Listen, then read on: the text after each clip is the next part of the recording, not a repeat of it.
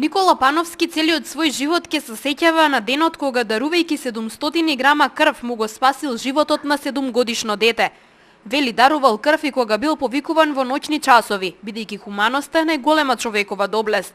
Детето беше прегазено, јас бев моментално таму војска служив, десетар бев. Јас и само еден војник бев на таа крвна група, нулта позитив. Војникот беше одсутен и мене ме викна да дарувам крв. Доброволно отидов со отцот, се дадов 700 грама ми земаа тога крв. Малце видов тежинот и се дава 300 грама. И детето го спасив. Со тие луѓе контактирав 4 години. Од кога си идов од војска ми се јавуе, комуницирав, времето си оправи се своето. И јас идов од кога си идов, детето кога се женеше ме поканија на свадба. Пановски денеска ја посети традиционалната летна крводарителска акција, која се одржуваше помеѓу 7 и 14 часот во локалната библиотека. Од Црвениот крст велат дека како и во изминатите, така и оваа година има огромен интерес за дарување крв. Ова е летната традиционална крводарителска акција која Црвениот крст заедно со Трансфузија Скопје ја организира секое лето.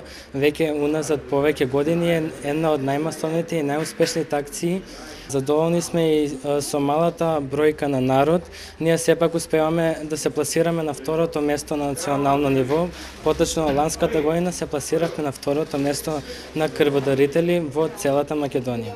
Дарителите покрај тоа што ја покажуваат хуманоста, со дарувањето крв користат и здравствени придобивки. Здравствената состојба на Велешини е одлична, имаме многу малку одбиени, се е во најдобар ред, масовно се доаѓа, се дарува крв, пауза нема. До сега има над 120 дарители, но меѓутоа имаме уште време до 14 часот, да тој што дарува, тоа е хуманост.